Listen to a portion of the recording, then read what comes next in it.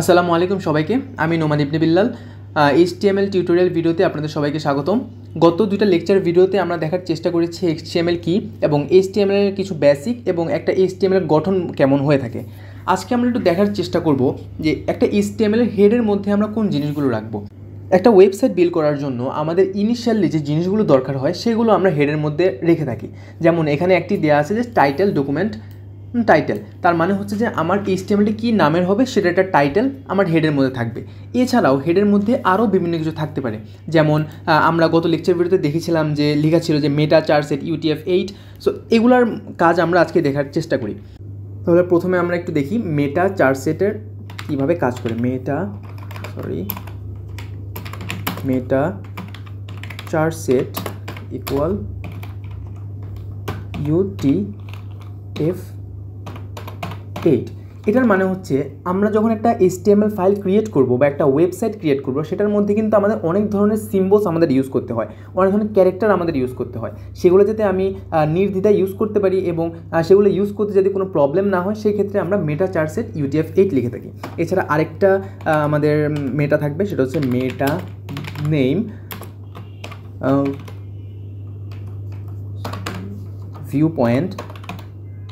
Viewport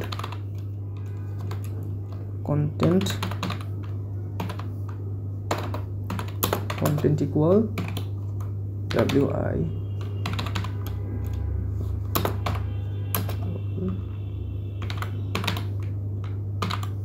device wait, then এটাকে আমরা করব হচ্ছে initial scale equals to 1.0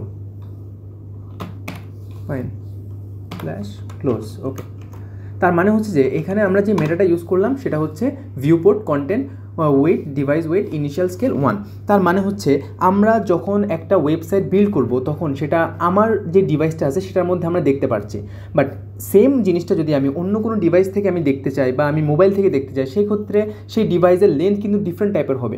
তো যাতে করে আমার প্রতিটি ডিভাইসের মধ্যে আমি একই রকম আউটপুট দেখতে পাই, সেই ক্ষেত্রে আমি এই মেটাটা আমরা ইউজ করি, যেখানে আমরা ইনিশিয়াল স্কেল আমরা 0 করে দিয়েছি। তার মানে আমরা সবগুলো জায়গার মধ্যে আমি একই রকমের আউটপুট আমরা দেখতে পারি। এরপরে আমরা আরেকটা মেটা ইউজ করব, যেটার নাম হচ্ছে যে ডিসক্রিপশন। মেটা নেম সবগুলোর ক্ষেত্রে আমরা নিতে হবে মেটা নেম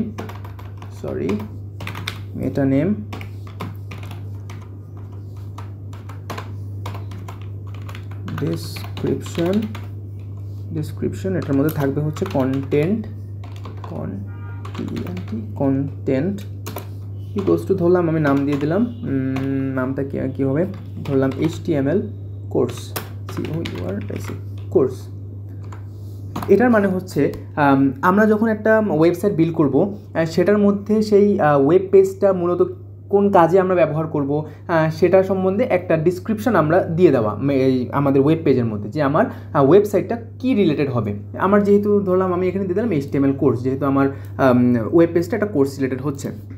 এরপর আমরা আরেকটা মেটা ইউজ করব, যেটা হবে যে কিওয়ার্ড। মেটা সবগুলোর ক্ষেত্রে হবে নেম, এটার নাম তাহলে বুঝতেই পারছেন, নাম হবে কিওয়ার্ড। এখন এটার আমরা কন্টেন্ট হবে ধরলাম দিয়ে দিলাম HTML। Okay fine.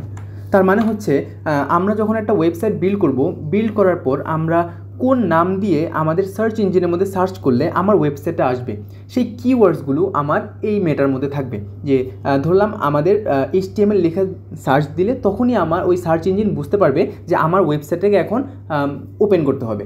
যার মানে হচ্ছে আমার এই মেটার মধ্যে আমার থাকবে যে কিওয়ার্ড, যেগুলো ধরো আমি সার্চ ইঞ্জিনের মধ্যে সার্চ করব।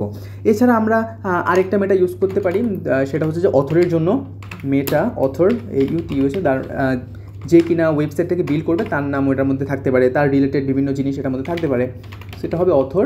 আর এটার কন্টেন্ট হবে কন্টেন্ট হবে, ধরলাম আমি আমার নাম দিয়ে দিলাম নোমান দিয়ে দিলাম। তার মানে যেই ওয়েবসাইটটা বিল্ড করবে তার রিলেটেড যদি কোনো কিছু জানতে হয় বা কোনো ইনফরমেশান রাখতে হয়, সেটা আমরা এই মেটা অথরের মধ্যে আমরা রাখতে পারবো। এগুলো আমরা হেডের মধ্যে আমরা রেখে থাকি সাধারণত। এছাড়া আমরা হেডের মধ্যে কিন্তু বিভিন্ন লিঙ্ক আমরা অ্যাড করতে পারি। যেমন আমরা গত লেকচার ভিডিওতে আমরা বলেছিলাম যে HTML দ্বারা আমরা একটা ওয়েব পেজ বিল্ড করি, বাট সেটার কোনো ধরনের স্টাইল থাকে না, কোনো ডিজাইন থাকে না, সেটা থাকে একদম সিম্পল নর্মালি একটা জাস্ট লেখা থাকে আর কি, যেটা আমার বডির মধ্যে থাকবে। যেমন এখানে আমি যদি লেখাই নোমান, এটা যদি আমি এখন রান করি আমার সার্ভারের মধ্যে ওপেন ইন ডিফল্ট ব্রাউজার, এই যে দেখেন আমার নামটা চলে আসলো এখানে, বাট এটার কোনো ধরনের ডিজাইন নেই, কিছুই নেই। এখন আমার ডিজাইনটা কোথায় করতে হবে? ডিজাইনটা করতে হবে CSS এর মধ্যে। এখন CSS এর মধ্যে ডিজাইন করার পর আমার সেই CSS ফাইলটা আমার এই HTML ফাইলের মধ্যে কানেক্ট করতে হবে। এখন কানেক্টটা কোথায় করব? কানেক্ট করব হচ্ছে এই হেড ফাইলটার মধ্যে। কানেক্ট করার জন্য আমাকে লিখতে হবে লিঙ্ক, যেহেতু আমি লিঙ্ক আপ করছি। সো লিঙ্ক লিখে আমি লিখবো হচ্ছে REL। আমরা যেহেতু CSSটাকে আমরা যেহেতু এখানে লিঙ্ক আপ করবো, সো আমার লিখতে হবে style sheet SHEET style sheet, and আমার ওই ফাইলের যে লিঙ্কটা href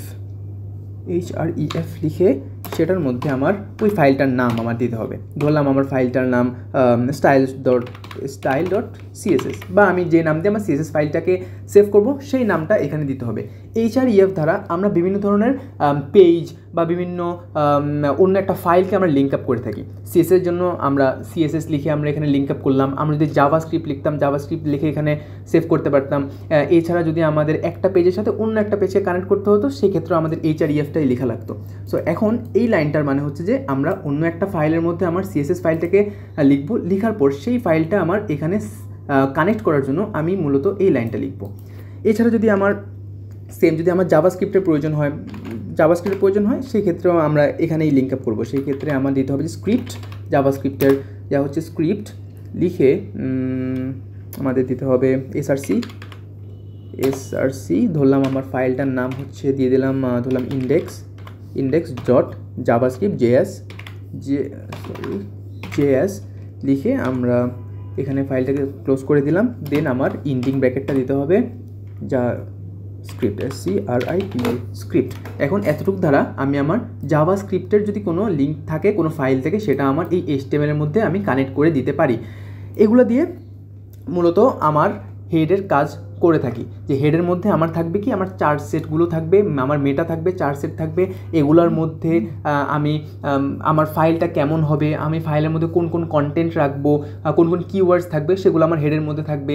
এছাড়া হেডের মধ্যে আমার অন্য একটা ফাইলের যদি লিঙ্ক আপ করতে হয়, সেটা হতে পারে CSS, সেটা হতে পারে জাভাস্ক্রিপ্ট, সেগুলো আমরা এই হেডের মধ্যে করে থাকি। এই যে আমাদের CSSটা আছে, এটা আমরা চাইলে কিন্তু আমার HTML ফাইলের মধ্যেও করতে পারি। সেক্ষেত্রে আমার লাগবে হচ্ছে আমার স্টাইল যে ট্যাগটা আছে, সেই ট্যাগটা আমি ইউজ করেও কিন্তু আমার CSS-এর কাজ আমার HTML এর মধ্যে করে ফেলতে পারি। সেক্ষেত্রে আমরা হেডের বাইরে গিয়ে আমাদের জাস্ট লিখতে হবে স্টাইল